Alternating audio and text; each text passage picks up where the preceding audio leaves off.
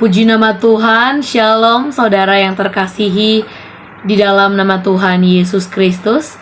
Senang dapat berjumpa dengan saudara pada hari ini. Saya harap kita semua dalam keadaan yang sehat dan tentu saja dalam tangan dan perlindungan Tuhan. Puji nama Tuhan, pada kesempatan kali ini saya akan men-sharingkan berbagi tentang kebenaran firman Tuhan. Tetapi sebelum kita masuk dalam sharing firman Tuhan kita pada hari ini, sama-sama kita akan siapkan setiap hati kita dan kita membukanya di dalam doa. Bapa, kami mengucap syukur untuk kesempatan dan juga perkenanan Tuhan dalam setiap kehidupan kami. Dan pada saat ini Bapa, kami akan mendengarkan sedikit daripada kebenaran firman Tuhan. Biarlah Engkau yang memberkati setiap kami. Apa yang akan kami dengar, yang akan kami praktekkan, biarlah semuanya itu seturut dan kehendak Tuhan, sehingga melalui apa yang kami perbuat, nama Tuhan yang dipermuliakan dan banyak orang dapat merasakan dampak yang baik dari apa yang telah kami perbuat. Terima kasih Bapa yang baik. Hanya di dalam nama Tuhan Yesus Kristus kami telah berdoa dan mengucap syukur. Haleluya. Amin. Puji nama Tuhan, pada kesempatan kali ini tema yang akan saya bahas adalah menjadi orang yang bijak. Pasti kita sering dong dengar yang namanya bagaimana menjadi orang yang bijak. Atau seperti apa sih yang namanya orang bijak itu? Apalagi kalau misalnya kita berbicara orang bijak menurut kehendak Tuhan atau menurut firman Tuhan. Nah, yang pertama kalau misalnya orang bijak yang sering banget kita dengar gitu ya. Ketika mungkin dulu kita masuk dalam sekolah menengah pertama atau bahkan sampai sekolah menengah atas sampai dengan kuliah, pasti kita akan menemukan yang namanya organisasi-organisasi yang ada di tempat di mana kita belajar. Saat di SMP atau SMA dan juga SMK mungkin sering dikenal dengan OSIS gitu. Bahkan kalau kita masuk dalam dunia perkuliahan ada yang namanya himpunan. Nah, ketika kita masuk dalam dunia OSIS ataupun organisasi itu tersebut, otomatis kita ada yang namanya pemilihan ketua, ada juga pemilihan wakil, ada yang sekretaris dan juga bendahara. Kenapa sih kita memilih semuanya itu? Yang pertama, ketika kita memilih itu otomatis kan kita melihat gitu ya, orang ini tuh kompeten atau tidak. Orang ini bagaimana ketika dia masuk dalam situasi yang tidak terlalu memungkinkan untuk dia. Atau bahkan mungkin kita akan berpikir seperti ini. Gimana sih visi dan misi dia untuk kedepannya? Kan pasti banyak banget yang namanya saya pasti pengen banget untuk menjadikan ini menjadi lebih baik gitu. Bahkan ada yang bilang, ketika saya menjadi ketua OSIS dan juga wakil ketua OSIS, pasti saya akan menjadi ketua yang bijaksana dan dapat dipercaya. Nah, kata bijak itu berarti sangat ada power gitu ya dalam kata bijak. Karena ada suatu perumpamaan seperti ini. Orang pintar belum tentu dia bijak, tetapi orang bijak pasti dia pintar. Apa sih maksudnya daripada itu? Dan juga kalau kita melihat dalam dunia pekerjaan gitu ya. Kalau kita dalam dunia sekolah misalnya, ketika kita ada kesalahan, pasti kita akan dikasih tahu oleh teman, bahkan kita bertanya kepada guru atau mungkin guru yang akan menjelaskan kepada kita terlebih dahulu. Tetapi kalau misalnya kita masuk dalam dunia pekerjaan, otomatis kita harus menjadi orang-orang yang bijaksana dalam mengambil keputusan. Kenapa? Karena pekerjaan yang kita ambil itu kan pasti berhubungan dengan orang lain. Ada yang bersangkutan dengan antara perusahaan yang lain dan yang satunya, ada juga antara luar negeri, bahkan dari nasional sampai ke profesional. Itu pasti kita membutuhkan yang namanya kebijaksanaan. Ciri orang dalam Tuhan, atau salah satu contoh orang yang bijaksana menurut Tuhan, landasan firman Tuhan untuk tema ciri orang bijaksana dapat kita ambil dari surat Rasul Paulus kepada jemaat Tuhan yang ada di kota Efesus. Saya akan bacakan, yaitu dari Efesus 5 ayat 15 sampai dengan ayatnya yang ke-21, yaitu Efesus 5 ayat 15 sampai 21. Demikianlah firman Tuhan yang judulnya itu adalah hidup sebagai anak-anak terang. Ayat 15 mengatakan, "Karena itu perhatikanlah dengan seksama bagaimana kamu hidup. Janganlah seperti orang bebal, tetapi seperti orang arif. Dan pergunakanlah waktu yang ada, karena hari-hari ini adalah jahat. Sebab itu janganlah kamu bodoh, tetapi usahakanlah supaya kamu mengerti kehendak Tuhan. Janganlah kamu mabuk oleh anggur, karena anggur menimbulkan hawa nafsu, tetapi hendaklah kamu penuh dengan Roh. Dan berkata-katalah seorang kepada yang lain dalam mazmur, kidung puji-pujian dan nyanyian rohani. Bernyanyi dan bersoraklah bagi Tuhan dengan segenap hati. Ucaplah syukur senantiasa atas segala sesuatu dalam nama Tuhan kita Yesus Kristus, Kepala Allah dan Bapa kita. Dan rendahkanlah dirimu kepada yang lain di dalam takut akan Kristus." Kalau misalnya kita merenungkan ayat ini dari ayat 15 sampai dengan ayat yang ke-21 ini, mengingatkan kepada kita bahwa bagaimana kita harus menjaga setiap tingkah laku kita. Bahkan di ayat yang ke-17 dikatakan bahwa kita ini harus mengerti. Bahkan ayat yang ke-16 ya dikatakan kita harus mengingat waktu. Karena apa? Sesungguhnya hari-hari ini adalah jahat. Bahkan kalau kita membacanya dalam King James Version, dikatakan bahwa redeeming the time because the days are evil. Dikatakan bahwa hari-hari ini adalah jahat. Maka itu mengingatkan kepada kita, karena hari-hari ini jahat, kita harus menjadi orang-orang yang bijaksana. Dapat memilih, dapat melihat bagaimanakah kita dapat melangkah ke depannya. Bagaimanakah kita dapat mengambil keputusan yang benar dan baik untuk ke depannya. Karena banyak sekali pilihan yang akan kita temui di luar sana. Dan itu dikatakan ayat ke-17, "Sebab itu janganlah kamu bodoh, tetapi usahakanlah supaya kamu mengerti kehendak Tuhan." Nah, apa sih yang namanya kehendak Tuhan itu? Yang pertama, sering banget pasti kita dengar bahwa rancanganku bukan rancanganmu, dan rancangan Tuhan pasti bukan rancanganku. Nah, kalau misalnya kita dalam suatu masalah, dalam suatu tekanan hidup, dalam kehidupan kita, cenderung kita akan memilih jalan yang bagaimana pokoknya ini harus cepat selesai, harus clear dengan cara apapun juga. Sampai-sampai kita menjadi lupa dengan apa yang sudah kita pilih. Seperti itu contohnya. Karena apa? Karena cenderung kita akan berpikir, gak mungkin lah ini kehendak Tuhan, orang saya yang menjalankan hidup. Contohnya seperti itu.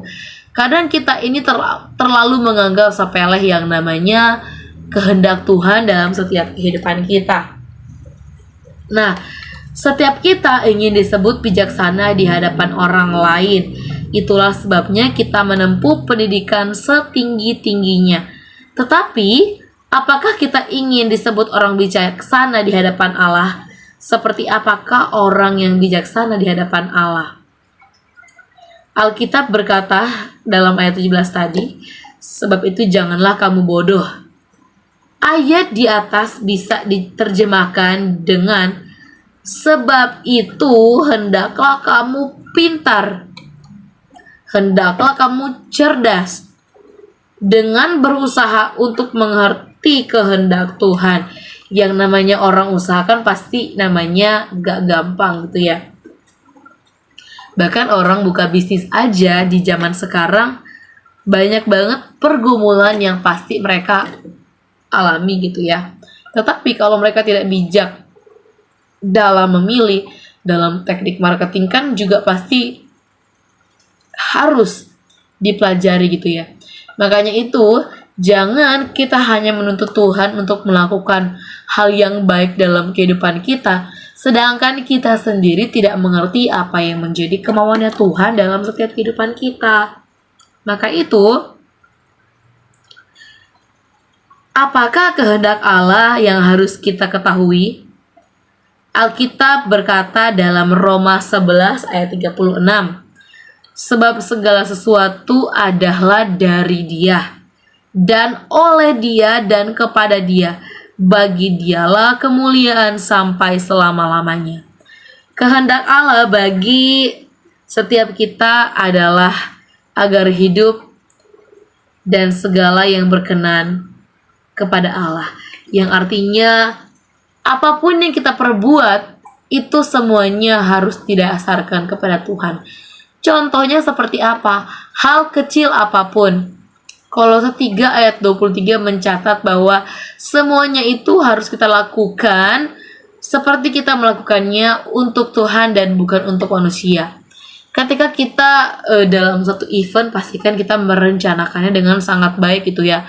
Kita nggak mungkin membuat orang itu menjadi kecewa dengan apa yang dia dengar. Dia menjadi sangat, ya udahlah saya nggak bakal mesen dia lagi gitu ya. Bahkan ketika kita melakukan itu, kita sangat melakukannya dengan segenap hati. Tidak mungkin setengah-setengah gitu ya. Ketika misalnya kita disuruh untuk melakukan yang namanya tugas gitu. Contoh halnya ketika 17 Agustus kemarin, saat Paskibraka dari tim nasional Indonesia berkibar, mereka mengibarkan bendera merah putih, otomatis kan mereka sudah dipertimbangkan gitu ya. Mereka dipilih dari yang terbaik untuk yang terbaik. Untuk apa? Agar supaya bendera itu dapat berkibar dengan baik. Sama juga halnya dengan kita. Kalau kita salah dalam memilih jalan, apakah itu semuanya dapat berjalan dengan baik? Karena semuanya kan pasti dipertimbangkan waktunya, pasti dipertimbangkan manakah yang baik, manakah yang tidak baik. Semuanya itu butuh kebijaksanaan, dan kebijaksanaan itu datangnya daripada Tuhan. Apakah ciri orang bijaksana menurut Tuhan? Tadi sudah kita baca ya dalam Efesus 5 ayat yang ke-21, bahwa kita harus memperhatikan setiap kehidupan kita. Yang pertama, cara menjadi orang yang bijaksana menurut kehendak Tuhan, mempunyai hidup yang bijaksana. Bukan hanya pola pikir, tapi hidupnya pun bijaksana. Hal-hal kecil apapun harus kita dasarkan dengan kebijaksanaan. Kalau tidak ada kebijaksanaan, ya tidak mungkin gitu kita dapat memilih manakah yang terbaik dan manakah yang tidak baik. Contohnya seperti itu. Tetapi kalau misalnya kita dalam hal-hal yang tidak menentukan dalam setiap kita, bagaimana sih caranya kita mengatasi semuanya itu? Balik lagi dalam tadi Roma. Dari Dia dan kepada Dia dan untuk Dia. Jadi, Misalnya hal kecil apapun, ketika kita mau nyapu pun di rumah atau mungkin kita ingin bersih-bersih, bebenah gitu ya. Kita harus melakukannya dengan segenap hati, seperti untuk Tuhan dan bukan untuk manusia. Makanya itu yang dinamakan dengan kebijaksanaan, tidak hanya dengan apa yang kita katakan, oh saya mau menjadi orang bijak, tapi kita juga harus memperhatikannya dan mempraktekannya dalam setiap kehidupan kita. Alkitab berkata, karena itu perhatikanlah dengan seksama. Dan janganlah seperti orang bebal, tetapi seperti orang arif. Dalam ayat yang ke-15 dikatakan seperti itu. Nah, kata arif atau dalam bahasa lainnya adalah yun, sophos, artinya paham atau juga terlatih, bijaksana. Seorang yang arif adalah seorang yang belajar untuk bijaksana dalam menjalani hidupnya.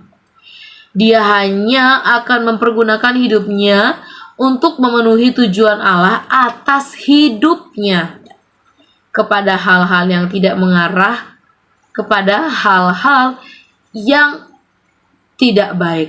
Jadi yang pertama kita harus tahu bahwa kebijaksanaan yang datang dari Tuhan itu, yang pertama itu merupakan hal-hal yang menyenangkan hati Tuhan, dan pastinya hal-hal yang memberikan dampak baik dalam setiap kehidupan kita. Orang yang arif juga adalah orang yang berusaha untuk paham bagaimana menyikapi hidup. Dia paham betul gitu ya, bagaimana dia harus membalancekan hidup dia dan juga dalam kehidupan kesehariannya dan bahkan kerohaniannya. Itu kita pernah gak sih ketemu orang yang perfeksionis gitu ya? Otomatis kan mereka mau hal-hal yang kecil pun harus detail gitu ya, karena mereka sudah berpikir untuk kedepannya bahwa semuanya itu akan masuk dalam plan, dan pasti akan ada sebab dan juga akibatnya ketika menjalani semua hal itu. Nah, jadi kalau kita mau disebut sebagai orang yang pintar di hadapan Allah, maka milikilah kearifan hidup. Bijaksanalah mempergunakan hidup Anda. Arahkanlah semua kemampuan yang ada dalam hidup Anda untuk memenuhi tujuan. Nah, dan tujuan itu harus kita pakai untuk untuk memperkenankan hidup kita. Contohnya apa? Apakah kita harus menjadi seorang pendeta? Tidak juga seperti itu. Pasti Tuhan memberikan kita talenta. Untuk apa? Untuk nama Tuhan dipermuliakan. Kalau misalnya semua orang Kristen jadi pendeta, bagaimana yang menjadi dokter? Bagaimana yang harus menjadi guru? Pasti semuanya ada porsi-porsi yang sudah Tuhan berikan. Tapi semuanya itu tergantung bagaimana cara kita menyikapinya, bagaimana cara kita melihatnya gitu. Kalau memang engkau dipanggil menjadi dokter, jadi dokterlah yang penuh bijaksana, yang melayani pasienmu dengan segenap hati, sepenuh hati, bukan untuk pasiennya. Memang benar kamu bekerja untuk orang itu agar dia sembuh, tapi kesembuhan kan pasti datang dari Tuhan, dan kamu pasti hanya menjadi alat dan jembatannya Tuhan. Jadilah orang-orang yang bijaksana dan pergunakan setiap talentamu yang dipakai Tuhan dengan maksimal. Kalau kamu seorang penyanyi, gunakanlah suaramu itu untuk mempermuliakan nama Tuhan. Tapi kan saya bernyanyi untuk sekuler, tidak apa-apa. Pergunakanlah itu seperti kamu bernyanyi untuk Tuhan. Artinya bahwa talenta yang Tuhan kasih kepada kamu harus kau pertanggungjawabkan. Kalau kamu menjadi seorang juru masak, ya kamu harus berlatih menjadi seorang koki yang profesional. Karena kan pasti Tuhan maunya bukan orang yang biasa-biasa saja, tapi menjadi orang yang luar biasa. Kalau kamu bekerja di kantor bagian keuangan, jadilah seorang konsultan keuangan yang bijaksana, yang dapat memilih mana yang baik dan manakah yang tidak baik. Sadarilah bahwa tujuan hidup Anda dengan segala pencapaiannya hanya untuk mempermuliakan nama Allah. Sekalipun Anda bercita-cita tinggi, tapi ingat bahwa semuanya itu hanya kembali untuk mempermuliakan nama Tuhan. Nah, maka kita harus melihat bahwa di sana juga ada kesempatan untuk mempermuliakan Allah. Yang kedua, kita harus memanfaatkan setiap kesempatan dengan baik. Alkitab berkata, dan pergunakanlah waktu yang ada, karena hari-hari ini adalah jahat. Dalam ayat 16 tadi sudah dikatakan bahwa ada dua kata waktu yang penting dalam bahasa Yunani. Yang pertama adalah kronos, yaitu waktu seperti detik, menit, jam, hari, minggu, bulan, dan tahun. Tetapi yang kedua ada juga yang namanya kairos, artinya kesempatan. Nah, otomatis kalau kita punya waktu berarti kita punya banyak hal banget gitu ya yang harus kita buat. Tapi ketika kita punya waktu, kita tidak punya kesempatan. Tetapi ketika kita sudah punya kesempatan, otomatis kita mempunyai waktu. Nah, waktu yang sedang berjalan di dalam kronos ada terdapat kairos, yaitu kesempatan. Tetapi tidak selamanya di dalam kronos ada kairos. Seperti yang sudah saya jelaskan bahwa kita mempunyai waktu belum tentu kita punya kesempatan. Tetapi ketika kita mempunyai kesempatan, otomatis kita punya waktu yang dapat diluangkan. Jadi, orang yang pintar di hadapan Allah akan berusaha mengenali dan memanfaatkan setiap kesempatan yang Tuhan berikan dalam waktu yang sedang berjalan untuk mempermuliakan Allah. Sebab Alkitab mengingatkan bahwa hari-hari ini jahat. Kalau kita tidak hati-hati menyia-nyiakan kesempatan yang Tuhan berikan, gelombang kejahatan dunia ini hanya orang pintar di hadapan Allah yang bisa bertahan mengatasi hari-hari yang ketika kita dalam situasi yang sangat tidak memungkinkan untuk setiap kita. Bawalah semuanya itu dalam doa. Dan kita harus berpikir bahwa ketika kita menjadi orang yang lebih baik, pasti banyak banget cobaan yang akan kita alami untuk kedepannya. Contoh halnya aja dengan anak yang mau naik kelas gitu. Otomatis mereka mempunyai ujian-ujian yang harus mereka selesaikan. Baik itu ujian nasional atau mungkin ujian tengah semester. Dan semuanya itu butuh apa? Butuh kebijaksanaan untuk mereka menuntaskan semuanya itu. Dan yang ketiga, senantiasa dipenuhi oleh Roh Kudus. Alkitab berkata, janganlah kamu mabuk oleh anggur, karena anggur menimbulkan hawa nafsu.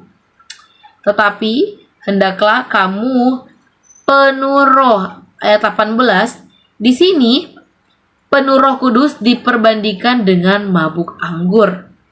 Orang yang mabuk anggur adalah orang yang dikendalikan oleh anggur. Artinya apa? Orang yang masih dikendalikan oleh keinginan daging dia. Dan bahkan dia nggak sadar dengan apa yang diperbuat. Nah, sedangkan kalau misalnya kita hidup dalam tuntunan roh, ya pasti kita hidup dalam apa? Kebenaran firman Tuhan. Apa yang Tuhan inginkan dalam setiap kehidupan kita, itulah yang harus kita perbuat. Bukan artinya kita menyia-nyiakan semua itu yang kayak ya udahlah, let it flow aja. Kita tidak bisa terus bilang bahwa jalanin aja, mengalir aja. Semuanya itu harus terkonsep. Bahkan kita bilang bahwa air aja ikut jalur. Bahkan kalau kita tahu, air pun dia memiliki arus yang jelas. Di manakah dia akan terjun, di manakah dia akan belok. Air pun memiliki arus yang sangat jelas. Bagaimana dengan kehidupan kita yang kita hanya mengatakan let it flow aja gitu. Kita bukan seperti orang-orang yang bijaksana, melainkan kita terlihat seperti orang-orang yang apa? Orang-orang yang tidak tahu dan tidak kenal dengan apa yang menjadi kehendak Tuhan. Maka itu sangat pentingnya kepada kita ketika kita belajar mengerti kehendak Tuhan, yaitu kita juga harus mengerti, kita harus dapat melihat manakah jalan yang terbaik dan manakah tidak. Manakah yang benar-benar kita harus bawa dalam doa dan juga tidak. Karena kebijaksanaan itu adalah suatu pertimbangan yang sangat dalam setiap kehidupan kita. Dan juga kenapa kita butuh tuntunan Roh Kudus? Yang pertama, kita tidak dapat berjalan dengan sendiri. Dan ketika kita butuh tuntunan Roh Kudus, yang keempat, kita harus merendahkan hati. Tidak bisa kita berjalan ke suatu hal yang jauh ketika kita tidak dituntun gitu. Ketika kita tidak merendahkan hati. Misalnya ada orang yang dia pergi jalan-jalan ke luar negeri karena dia gengsi untuk bertanya, akhirnya dia tersesat gitu ya. Itu adalah suatu keputusan yang bodoh gitu. Kenapa? Karena kita harus memiliki yang namanya kerendahan hati. Sama halnya dengan Roh Kudus. Ketika kita mau hidup dalam menjadi orang bijaksana, kita harus biarkan Roh Kudus bekerja dalam setiap kehidupan kita. Kalau tidak, bagaimana mungkin kita dapat mengatasi dan menjalani semuanya itu? Pasti rasanya akan sangat berat dalam setiap kehidupan kita. Maka dari itu, pada saat ini, ketika kita belajar menjadi orang-orang bijaksana, kita harus mempertimbangkan waktu yang ada, kita harus hidup dalam roh, dan kita merendahkan hati kita. Agar supaya kita menjadi orang-orang bijaksana yang bukan hanya untuk biasa-biasa aja, tapi orang yang bijaksana yang dipakai Tuhan secara luar biasa. Ji Tuhan, biarlah firman Tuhan pada saat ini memberkati dimanapun kita yang mendengarnya dan dapat kita teladani dalam setiap pribadi lepas pribadi dimanapun kita mengambil bagian dalam pekerjaan, dalam sekolah, dan bahkan hal apapun, sekecil dan besar apapun yang kita perbuat. Puji nama Tuhan, kita bersatu hati di dalam doa. Kami bersyukur Bapa untuk kesempatan yang Engkau berikan, dan pada saat ini Bapa, biarlah apa yang sudah kami dengar dapat kami pahami dan mengerti, sehingga kami dapat paham bagaimana menjadi orang-orang yang bijaksana menurut pandangan Tuhan. Dan juga biarlah dari apa yang kami perbuat, semuanya itu menyenangkan hati Tuhan, sebab Engkaulah Allah yang kami sembah di atas segalanya. Terima kasih Bapa yang baik. Kami berdoa dan mengucap syukur hanya di dalam nama Tuhan Yesus Kristus. Haleluya. Amin. Puji nama Tuhan. Biarlah firman Tuhan ini dapat memberkati kita semua. Dan Tuhan Yesus memberkati kita semua. Shalom.